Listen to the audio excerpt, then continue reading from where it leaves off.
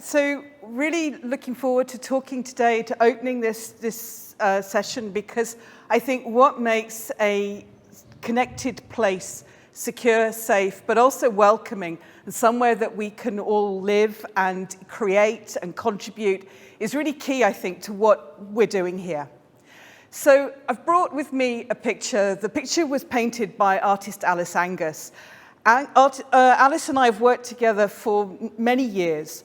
And what she does is she helps bring to life the types of places and spaces that I work as a community researcher. And a couple of years ago, Alice and I worked on this particular scene because what we wanted to capture was what a smart environment looked like, felt like, even sounded like for people in their everyday lives.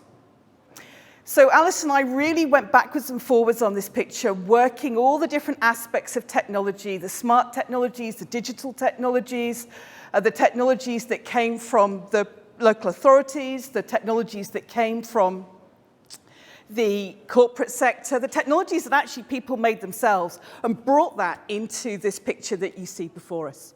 So what I'd really like to do tonight is just to walk you through that scene.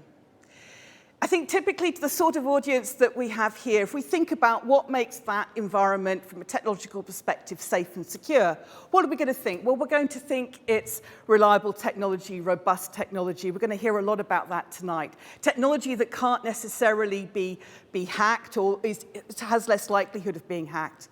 Technology that's compliant with legislation, with regulation. So all of those things are really super important. And right the way across the UK, we work really hard to ensure that we have students, that we have technologists, that we have specialists that can work on that.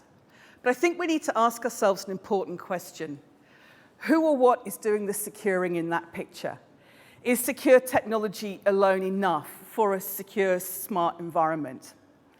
And I think we should maybe have a walk through that picture just to see what's going on. I'd like to draw your attention to the council office at the back. So when I started working in communities and security 14 years ago, I spent a lot of time in council offices, and that was super, super interesting because what you could see happening there is that you could see that, yeah, the security of the environment, the way that information was exchanged and stored, that was really important. But there were three other things that were super important.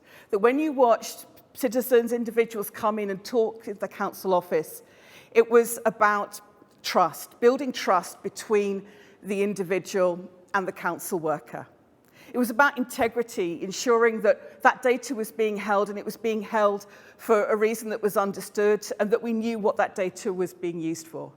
And it was also about responsibility, knowing where responsibilities lie, both for the individual and for the council worker. And that was absolutely crucial to a secure environment. If we pivot round and we look at the library, it's a similar thing here. Libraries, yes, they're about books, they're about knowledge, they're about places to learn, but they're also about places where you can get help for services, get help for the things that you need in order to live in that environment.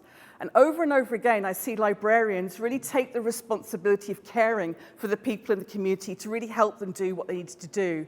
Have the integrity to ensure that where they were really working with people and really supporting them in a really up-close way, that was done with integrity and a really strong understanding that trust was important here.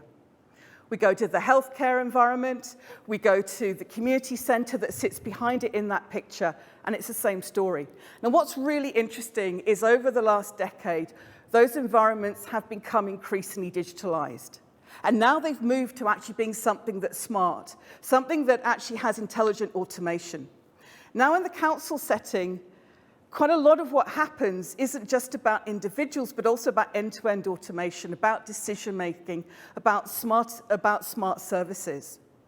And as we think about bringing that type of technology into the environment that you see before you, what makes that environment secure is not just the security of the technology, but ensuring that we have the responsibility understood, that we have the trust, and we have the integrity, that we find new ways to build that. That also when we put that sort of type of technology into that environment, we very carefully think about the ecosystems that it's changing, the social ecosystems that are there.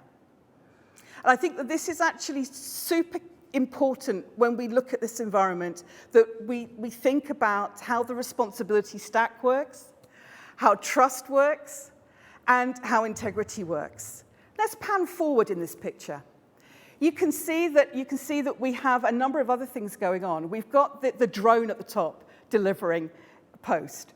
You see underneath, we still have somebody that works for the Postal Service. And behind in that picture, we've got Google Street Map. Technology enables us to bring different partners into our civic lives, enables them to start to offer services, diversify services with a whole range of different service providers, perhaps different service providers to the ones that we've been traditionally used to. And you see at the front, you see that sandwich board, and you see the free Wi-Fi being offered as part of the cafe arrangement. And Alice drew that to really highlight that we need to think about the exchange. We need to think about how responsibility, trust, and integrity works with the commercial service providers, as well as working with the more typical statutory civic providers. But it's not just about institutions and organizations. What we can also see going up to the top of that office is we can see an office where people are using technology to mediate their relationships. So it isn't just about the trust, the integrity, and the responsibility with the institutions, it's also between us. It's the care that we show for each other that we can build into that environment. So that civic scene tells us a lot. It tells us a lot about what a friendly, smart, connected place looks like. And it also tells us that in order to have the kind of security and safety that you can see in front of you, it also shows you that we really need to think about how we map responsibility, how what we do is we think about how trust is going to be built. We're perhaps no longer talking directly face to face. And what integrity means, and how we can ensure that the data, the technology is handled with integrity, not just for a few individuals that have access, but for everybody in that scene. So I come back to that question, who or what is doing the securing? The technology is absolutely a part of that answer, but so too is the way that we engage with each other, so too is the way that we think about responsibilities and where the buck stops, so too is actually how we build, maintain, ensure, and develop and nurture trust in that environment. And it's also how we think about what the goals and objectives are for working with that data. So if I had a closing message, I would say that we have to treat our smart environments as ecosystems, as human socio-technical ecosystems. Ones that not only have technology woven through it, but also have really key human values woven into it. And we need to make sure that we find a way to model and articulate and share that as we develop these smart initiatives. Thank you.